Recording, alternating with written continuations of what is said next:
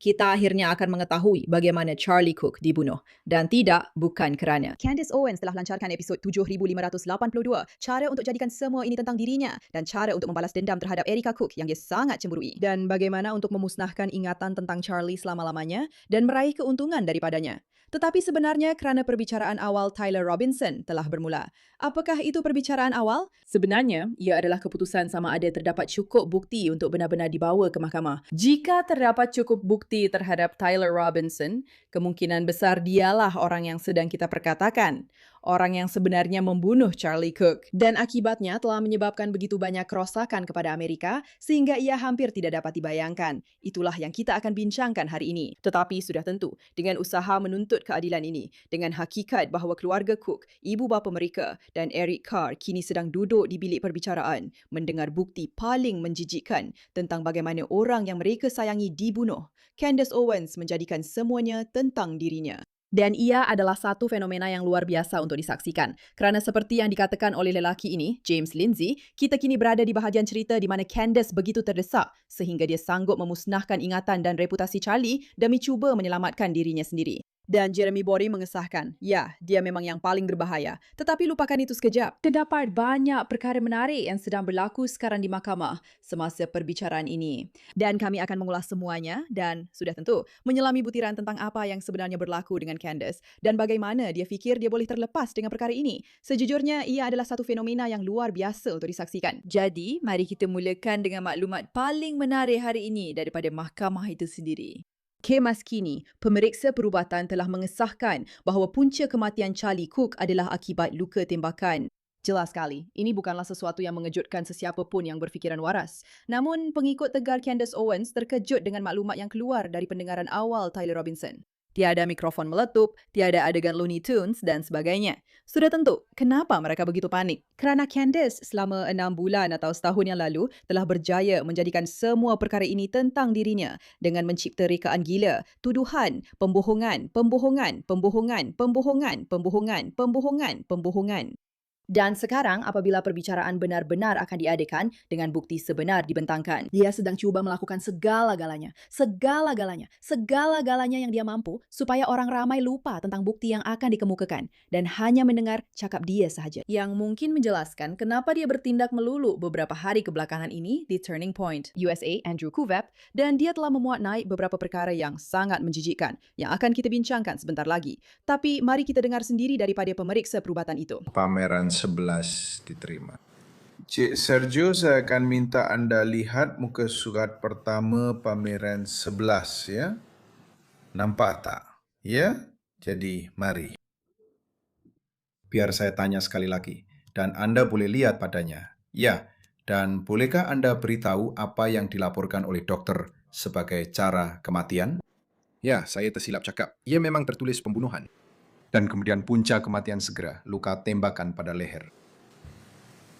Tiada apa-apa lagi, Tuan Hakim. Baiklah, pada saat ini saya rasa adalah idea yang baik jika kita berehat selama 15 menit. Baiklah, jadi anda sudah dengar. Pemeriksa perubatan mengesahkan, mengakui bahawa ini adalah luka tembakan pada leher. Dan sekali lagi, sudah tentu, kita telah dengar Candace memberikan semua sebab mengapa dia fikir itu tidak benar. Dan dia telah menghantar pengikut-pengikutnya dalam usaha sia-sia mencari pelbagai bukti. Kononnya mungkin Erika terlibat dan mungkin Turning Point USA juga terlibat. Tetapi sekali lagi, dia cuba mengalihkan perhatian semua orang supaya fokus pada perkara lain, pada usahanya membuktikan bahawa Andrew Collivet, yang seperti anda semua tahu, adalah salah seorang kawan baik Charlie Cook dan berpangkat tinggi dalam Turning Point USA, dia benar-benar sanggup melakukannya. Dia membuat semua orang fokus pada drama kerana dia tidak mahu orang benar-benar memberi perhatian kepada bukti yang akan dikemukakan.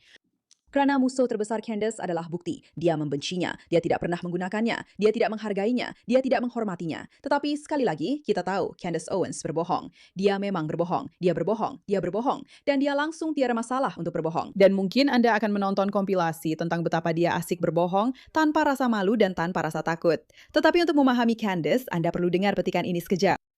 Anda ada petikan ini daripada Blake Neff. Seperti yang Charlie pernah beritahu kami, Candace sangat mudah difahami apabila anda sedar bahawa apa yang dia pedulikan hanyalah wang. Dan sesuatu yang sedang dilakukan oleh Candace sekarang ialah cuba membuktikan kepada semua orang bahawa dia adalah sahabat paling rapat Charlie Cook dan dialah yang sedang berjuang. Jadi dia menulis hantaran ini semalam dengan gambar yang diambil sekitar tahun 2018, sudah lama dahulu. Satu lagi perjuangan, Charlie. Saya tidak takut dengan syaitan-syaitan ini. Kita akan menang. Dia kini membuatnya seolah-olah dia berada di barisan hadapan dalam perjuangan untuk keadilan Charlie, betul? Tetapi pada akhirnya, apa yang wanita ini perjuangkan hanyalah untuk memusnahkan Erica Cook secara literal dalam setiap cara yang mungkin. Sekarang, ingat bahawa hanya beberapa hari lalu, dia telah melakukan temu bual besar-besaran secara terbuka dengan Sean Ryan. Dan inilah jenis perkara yang dia katakan. Awak fikir awak fikir awak tahu, saya duduk berbual dengannya selama 4 jam. Saya agak berhati-hati untuk meneroka sebarang teori konspirasi tentang dia. Saya lambat untuk melakukannya kerana yang paling utama, dia ialah ibu kepada anak-anak Charlie. Itu yang paling utama. Kedua, ia memerlukan saya untuk melalui peringkat kedua kesedihan. Mari kita tonton ini pada kelajuan 2 kali ganda kerana tiada siapa antara kita yang benar-benar berminat untuk dengar apa yang Candace ingin katakan kerana dia seorang yang saya tidak bersedia untuk hadapi. Saya sangat sukar menerima kematian Charlie dan masih lagi begitu. Tapi untuk menjadi orang yang Charlie selalu luahkan betapa dia inginkan cinta, bila saya terpaksa ambil cuti dan pergi ke Wyoming untuk tenangkan fikiran selepas itu, saya baca semula semua mesej kami. Dan saya mengimbas kembali segalanya. Dan sebab itu, saya berada dalam fasa penafian. Saya betul-betul dalam fasa di mana saya berharap dan saya melalui fasa tawar-menawar. Saya lalui fasa marah, saya lalui satu fasa penafian yang sangat agresif. Dan saya rasa suami saya sedar yang saya perlu pergi jauh pada waktu itu sebab saya cuba untuk berkata macam tak, mungkin dia masih hidup. Mungkin mereka letakkan dia dalam perlindungan saksi. Itulah fasa tawar-menawar. Dan juga penafian yang betul-betul di depan mata saya. Dan bila saya sampai di sana, saya baca mesej-mesej itu dari sebelum dia masuk ke dalam hidup Charlie. Dan Charlie betul-betul inginkan cinta kan? Itu sahaja yang dia mahukan. Dan dia hampir seperti puitis dengan apa yang dia tulis. Tentang bagaimana cinta boleh membuatkan lelaki sanggup mengalihkan gunung. Jadi untuk saya terpaksa meratapi pemergiannya. Dan kemudian terpaksa memikirkan bahawa perkara yang paling dia inginkan seperti dia tak dapat, ia benar-benar membuatkan saya rasa hancur. Ia benar-benar menghancurkan hati saya. Tapi saya tak boleh nafikan lagi. Saya tak boleh nafikan. Ia bukan lagi sekadar firasat. Ia bukan lagi tentang dia yang pelik. Ia bukan lagi tentang dia berada di pejabat. Dan kemudian saya dapat panggilan Zoom. Saya sangka dia sedang bersedih seperti saya. Dan saya sangka, saya tak tahu dia sudah berada di pejabat minggu berikutnya. Sebaik saja dia pulang, dia terus saja ke pejabat. Dan dia berada di pejabat minggu berikutnya. Ya. Baik, okey. Jadi di sini awak dengar dia berkata bagaimana dia bercakap dengan saya tentang hakikat bahawa dia sentiasa perlukan kasih sayang. Dan ia sangat menyayat hati bagi saya kerana dia tidak pernah mendapat kasih sayang. Menghancurkan Erica, mengatakan tidak, dia tidak pernah mempunyai cinta sebenar dengannya. Dan kemudian mendakwa bahawa jika dia benar-benar mencintai dia, dia akan berkabung seperti saya mencintai dia. Kerana sayalah yang benar-benar mencintai Eric. Saya mencintai Charlie. Sayalah yang benar-benar mencintainya. Walaupun sebenarnya dengan sangat-sangat cepat, Candace Owens muncul dalam episod-episod membincangkan semua butiran dan menyelaminya. Dan dia menjadi seorang wartawan penyiasatan yang sangat berjaya. Jelas sekali sedang berkabung dengan mendalam. Tetapi itu bukanlah tujuan utama ini. Kita di sini untuk membincangkan pendengaran awal ini dan maklumat lain yang sedang keluar sekarang mengenai Tyler Robinson secara khusus.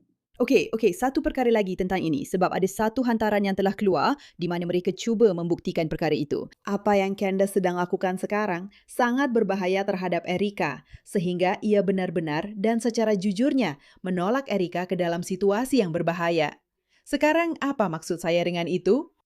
NCRI telah mengeluarkan satu laporan yang menunjukkan bahawa setiap kali Candace atau kadang-kadang apabila Candace mengatakan perkara-perkara ini, semakin banyak ancaman terhadap Erica muncul.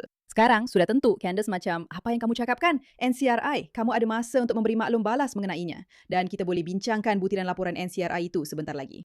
Tetapi lelaki ini, Data Republican, telah menyusun satu thread yang pada dasarnya membuktikan bagaimana Candace telah menyerang Erica sejak dari awal lagi, betul? Jadi sebelum siasatan itu, Candace telah menghabiskan 40 episod mempertahankan Erica. Dia memanggilnya seorang yang benar-benar baik hati. Dia bersumpah bahawa tiada siapa selain suaminya dan Erica Cook yang mempunyai kuasa untuk membuatnya diam. Dia memberitahu penontonnya bahawa dia akan berhenti jika Erica meminta. Erica telah memintanya berhenti. Candace tidak berhenti. Dia tidak mampu. Siasatan itu telah menjadi produk langganan utama. Jadi dia menarik balik autoriti Erica dengan satu-satunya cara yang dia mampu, iaitu dengan menjadikan Erica tidak boleh dipercayai. Tiada bukti baru yang muncul antara pujian dan tuduhan itu, hanya keperluan perniagaan yang baru. Dan keperluan perniagaan ini mungkin akhirnya membawa kepada tragedi. Inilah Candace dan kata-katanya kepada penontonnya dengan kata-kata mereka sendiri.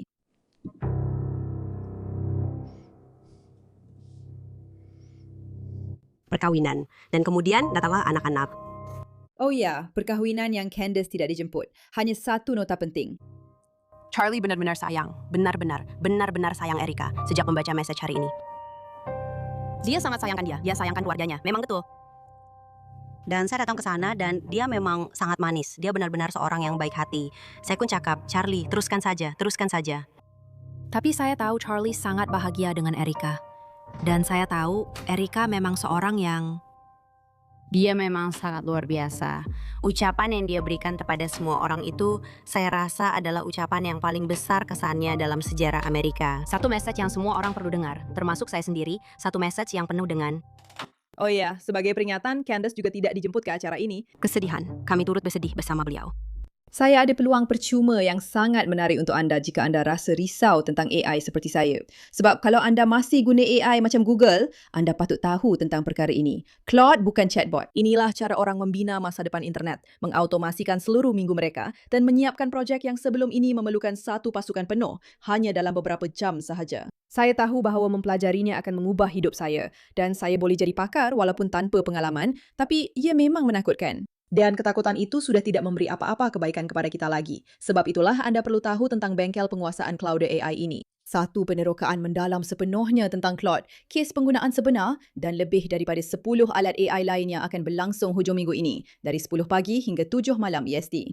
Dan mereka cukup bermurah hati untuk menjadikannya percuma untuk penonton saya yang memang kita suka. Jadi daftar melalui pautan di bio. Lebih 10 juta orang di seluruh dunia telah menghadiri acara ini dan memberikannya penilaian kukuh. 4,9 daripada 5 di Trustpilot.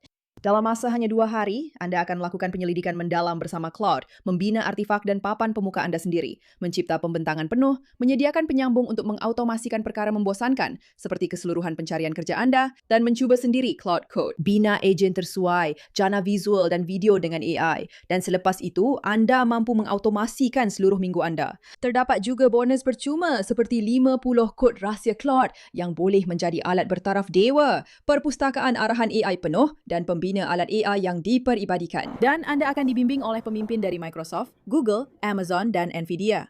Apa yang anda pelajari dalam 2 hari akan mengubah 2 tahun anda yang akan datang dan selamanya. Jadi daftar sekarang sebelum slotnya habis. Pautan ada di dalam deskripsi. Imbas kod QR dan sertai community WhatsApp sebelum tempat penuh. Baiklah, ini hanyalah bukti bahawa Candace bermula dengan, tidak, saya suka Erika dan betapa cepatnya dia bersedia untuk berubah. Candace membina 4 teori yang saling eksklusif tentang siapa yang membunuh Charlie Cook. Setiap teori itu bercanggah dengan teori sebelumnya dan hanya mempunyai satu sumber yang dinamakan. Perkara paling hampir dengan bukti sebenar yang Owens berikan ialah dengan menyatakan bahawa Erika tidak mungkin membunuh Cook dan tidak meninggalkan sebarang luka keluar, sesuatu yang mudah dipatahkan dengan mencari contoh-contoh bertentangan. Laporan itu memetakan karya-karya Candace sebagai satu struktur yang membenarkan untuk sesuatu yang lebih buruk. Dia bermula dengan mendehumanisasikan Erika, istri yang sedang berduka menjadi seorang gadis ratu cantik. Goddess Ratu Cantik. Baiklah, peringkat 2, lucutkan penari bogel, kesedihan, pembedahan, janda berjalan, bagaimana aset emosi kita hari ini, persendakan ayat janda. Dan kemudian yang terkenal, ini bukan orang sebenar. Baiklah, jadi ia bermula dengan dia seperti, saya sayang Erika, saya hormati dia, Charlie sayang dia, semuanya okey, saya di pihak. Dan kemudian dia sedar dia perlu mula mengejar Erika. Jadi dia mula dengan mendehumanisasikan dia, bercakap tentang bagaimana ini bukan isteri yang benar-benar bersedih. Ini cuma gadis ratu cantik. Dia bukan seseorang yang sah. Dan kemudian dia mula bercakap tentang bagaimana dia sedang bersedih dan betapa teruknya keadaan itu. Peringkat ketiga, buatkan ketenangan itu terasa layak. Bandingkan Erika dengan Corey Richards, seorang wanita dari Utah yang disabitkan bersalah kerana meracun suaminya, mendiagnosis dia dengan psikopati di hadapan kamera, menggambarkan bahawa dia perlu dipenjarakan, yang secara literal itulah yang dia lakukan. Lihat, saya sudah cukup melihat tuan-tuan dan puan-puan. Saya sudah cukup melihat. Erika Kirk patut diseret ke balai polis untuk disoal siasat. Baiklah, inilah jenis perkara yang dia lakukan. Dan sedia untuk membantu. Saya rasa saya tidak akan mendengar daripada awak. Saya setuju, saya katakan, Erika, jika awak berminat. Baiklah, dan kemudian tahap 4 ialah keganasan mula boleh dibayangkan. Candace menafikan dia menuduh Erika membunuh. Tetapi penontonnya memang telah mendapat mesej bahawa Erika membunuh Charlie. Dia tak pernah cakap begitu setakat yang saya lihat. Apa yang paling membimbangkan, penontonnya sudah mula menulis pengakhiran cerita. Mereka meramalkan kematian Erika, siap dengan alibi yang telah ditulis awal-awal. Jika sesuatu berlaku kepada Erika Cook, ia dianggap sebagai satu pengesahan. Candace kata laporan ini direka sebagai konspirasi terhadap dirinya sendiri. Laporan NCRI. Laporan itu adalah rakaman miliknya sendiri, penontonnya sendiri. Kebenaran untuk membunuh. Bagaimana Candace Owens telah membina budaya pembunuhan karakter dalam talian yang menyasarkan Erica Cook. Ini adalah laporan yang sangat-sangat menarik dan mungkin kita akan bincangkan pada masa lain. Tetapi ini adalah konteks penting yang perlu diingat semasa dia terus bercakap tentang bagaimana Anda tahu dia sebenarnya. Dia adalah orang yang berada di sini untuk mengetahui apa yang berlaku kepada Charlie. Bukan untuk melindungi anak-anak Charlie, bukan untuk melindungi istri Charlie, tetapi sebaliknya untuk membantu Erica Cook yang sedang melalui masa paling sukar dalam hidupnya, cuba mencari jalan apa yang perlu dilakukan sekarang selepas suaminya meninggal dunia untuk menguruskan sebuah organisasi yang besar yang sangat berat untuk ditangani. Dan sekarang dia telah menjadi balu yang paling difitnah di internet dan sejujurnya ia sangat menjijikan. Semua ini adalah angkara Candace Owens dan inilah perbualan yang sedang berlaku sekarang. Sebaliknya, semua orang sebenarnya ingin tahu apa yang sedang berlaku dalam perbicaraan. Apa sebenarnya yang berlaku dengan Tyler Robinson? Apa sebenarnya yang terjadi? Dan sebenarnya, hakikat bahawa Tyler Robinson nampaknya ketawa dan tersenyum di mahkamah adalah disebabkan oleh Candace Owens. Menurut lelaki ini yang berada di bilik mahkamah, Brian Enden, dilihat dari luar ke dalam bilik mahkamah Tyler Robinson. Erica Cook sedang menangis sebelum perbicaraan bermula. Donald Trump Jr. berada di barisan hadapan bersama istrinya. Tyler Robinson sedang ketawa bersama peguamnya sebelum perbicaraan bermula. Erica keluar semasa penerangan tentang kejadian tembakan. Ini sepatutnya menjadi fokus utama acara ini. Ini sepatutnya menjadi perkara yang semua orang bincangkan. Tetapi sekarang ia hanya berterusan dan berterusan dan berterusan dan berterusan dan berterusan dan berterusan dan berterusan tentang Candace dan Andrew Colvett. Dan dia cuba mengalihkan perhatian semua orang dan menjadikan ini tentang dirinya, menjadikan ini tentang dirinya, menjadikan ini tentang dirinya. Sekarang, bagi anda yang tidak menonton rakaman Charlie Kirk dibunuh, saya masih ingat dengan jelas di mana saya berada ketika saya melihatnya berlaku. Bertuah untuk anda tidak trauma. Tetapi lihat sahaja apabila hakim menontonnya ketika rakaman itu dikemukakan. Sekarang, kerana terdapat begitu banyak rakaman grafik yang tersedia dan perkara ini sedang di-stream secara langsung, mereka telah memutuskan untuk meletakkannya di luar secara langsung supaya penonton yang benar-benar hadir dapat menontonnya. Tetapi perhatikan reaksinya. Baiklah.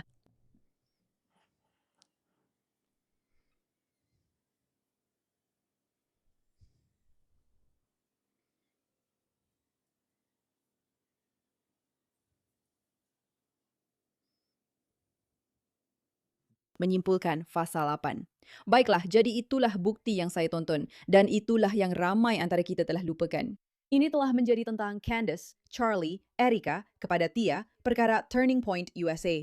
Tetapi apa yang sebenarnya berlaku di sini ialah mencari jalan untuk menentukan apa yang akan dilakukan terhadap seorang lelaki yang benar-benar telah menyingkirkan Charlie Cook yang membawa begitu banyak kehancuran kepada keluarganya, kepada komuniti beliau, kepada masyarakat kita secara keseluruhan. Siapa yang membenarkan acara ini untuk Candace Owens datang? Dan bukan sekedar memusnahkan asas apa yang kita tahu, tetapi benar-benar menjatuhkan masyarakat kita ke satu tahap yang sangat mengejutkan. Begitu ramai antara kita. Salah satu perkara yang paling jelas tentang acara ini, sekurang-kurangnya bagi saya, ialah orang-orang yang telah tampil menentang Candace Owens, betul? Yang telah berkali-kali berkata, ini bukan tentang awak, Candace. Ini tidak pernah berkaitan dengan awak. Ini tentang Charlie. Ini tentang Erica. Orang-orang yang selesa mempertahankan Erica secara terbuka berbanding dengan mereka yang hanya mengikut kehendak Candace Owens. Dan sekali lagi, kita kini berada di satu tahap di mana kita telah melihat begitu banyak pembohongan terang-terangan Candace. Kita dah lihat begitu banyak sehingga kita semua memang jelas bahawa dia memang tak waras. Tapi masa semua ini bermula, keadaan tak macam itu. Kita tidak sejelas sekarang bahawa dia memang betul-betul gila. Ia tidak jelas kepada semua orang pada masa itu. Dan ia memerlukan banyak keberanian untuk orang bersuara dan berkata sesuatu tentangnya, serta mengkritiknya secara terbuka kerana mereka takut. Oh ya, seperti yang nampaknya Charlie rasakan tentang Candace, dia tidak takut padanya. Tetapi dia faham bahawa dia memang betul-betul gila. Dan dia sentiasa memikirkan bagaimana untuk mengekalkan hubungan dengan dia sambil menjaga jarak supaya dia tidak bermusuh dengan Turning Point USA. Semua orang, memang semua orang yang pernah bekerja dengan Candace, bercakap tentang betapa teruknya dia sebagai rakan sekerja. Ini daripada Joshua Himes. Charlie dan Candace bukan kawan. Saya telah menghabiskan setahun yang lalu untuk mengenali kepimpinan di Turning Point USA. Saya telah menghabiskan berjam-jam berbual dengan rakan-rakan terdekat Charlie Kirk. Dan tanpa terkecuali, setiap seorang daripada mereka memberitahu saya perkara yang sama. Candace dan Charlie sebenarnya bukan kawan. Semua orang mempunyai kisah ngeri yang sama tentang betapa sukarnya bekerja dengan Candace. Dan bahawa jauh sekali daripada menjadi kawan sebenar. Charlie hanya menguruskan hubungan mereka supaya tidak bermusuh dengan Candace. Mereka jarang bercakap. Bila mereka bercakap pun, ia hanyalah urusan lama. Seluruh drama rekaan sendiri Candace dengan dia sebagai pusatnya. Satu-satunya kawan sejati Charlie, satu-satunya yang berani berkata benar demi cinta kepada sahabat baiknya adalah satu penipuan. Satu penipuan yang menguntungkan dan telah memberinya berjuta-juta dolar. Semua yang Andrew katakan di sini turut disahkan oleh kawan-kawan sebenar Charlie. Dan ironi yang mendalam serta tragis dalam kekacauan ini ialah fitnah berbohong yang secara literal cuba memusnahkan kehidupan rakan-rakan dan orang tersayang Charlie yang paling rapat serta menghancurkan organisasi yang telah dia bina sepanjang hidupnya. Semuanya sambil mendakwa dirinya satu-satunya orang yang benar-benar mengambil berat tentang Charlie. Ini benar-benar menjijikkan. Untuk setiap orang Kristian yang masih menyokong Candace, lebih baik Anda berdoa kepada Tuhan agar Candace benar dan dia sememangnya tidak benar. Kerana Tuhan kita tidak suka kepada mereka yang menyerang balu dan memfitnah orang yang tidak bersalah. Kamu tidak boleh menganiaya mana-mana balu atau anak yatim. Jika kamu menganiaya mereka dan mereka berseru kepadaku, aku pasti akan mendengar seruan mereka dan kemurkaanku akan menyala. Aku akan membunuh kamu dengan pedang dan istrimu akan menjadi balu serta anak-anakmu menjadi yatim. Ini adalah sebagai respons kepada Andrew yang membalas hantaran mengarut daripada Candace ini. Ingat, dia cuba mengatakan ini adalah pertarungan terakhir kita. Kita akan lakukan ini. Kita akan lakukan ini. Dan Andrew Colvett berkata, Candace, awak dan Charlie bukan kawan. Dia menguruskan awak. Dia menjaga keadaan supaya semuanya kekal santai dan sopan agar awak tidak berpaling tadah terhadap organisasi itu. Tunjukkan saya sebarang bukti persahabatan sebenar dari 12 bulan terakhir hidupnya, dari 18 bulan terakhir, dari 24 bulan terakhir. Bukan mesej tahun 2018, sesuatu yang terkini. Awak membuat dia cemas setiap kali awak menelefon atau menghantar mesej, menuntut untuk berucap di acara kami. Dia suruh saya atau Justin berurusan dengan awak dan George. Inilah sebabnya apabila awak cuba mengambil saya bekerja pada Februari 2024 untuk PR, saya setuju untuk ikut walaupun hati saya berat kerana Charlie meminta saya supaya sentiasa dekat dengan awak dan melindungi organisasi daripada awak. Pegawai publicity yang saya cuba ambil untuk menguruskan perkara itu telah berdoa mengenainya dan merasakan Tuhan memberitahunya untuk tidak menerimanya. Jadi akhirnya saya menolak. Inilah pembohongan asas utama awak. Awak bukan kawan dia. Awak bukan pembela dia. Awak adalah penyeksanya. Sekarang awak menyeksa isterinya dan organisasi yang dia bina. Candace, awak seorang penipu. Dan sudah tentu disebabkan perkara ini, Candace kini menyerang Andrew dengan cara yang paling gila. Kita ada Megyn Kelly yang cuba memutarbelitkan perkara ini dan mengubah segalanya kerana dia sedar dia telah memilih pihak yang salah. Menyertai Cam Candace, menyertai Cam Tucker Carlson tidak membawa kebaikan untuknya. Jadi sekarang dia cuba membuatnya kedengaran seperti kita di sini hanya untuk mengetahui apa yang sebenarnya berlaku. Kami akan meliputi setiap sudut kes ini untuk penonton kami. Kami tidak akan membuat sebarang andaian. Kami akan meneliti perkara ini bersama peguam bela yang akan berhujah bagi pihak Tyler atau dari perspektif pembelaan, bersama pendakwa raya yang akan berhujah dari perspektif pendakwaan. Dan daripada mereka yang berpendapat, mungkin lelaki ini langsung tiada kaitan dengan kejadian itu. Dan kami akan melihat kes ini dengan sangat adil sepanjang perbincangan kita. Ini ialah Megyn Kelly yang cuba menarik semula pendiriannya selepas semua kesilapan yang telah dia lakukan.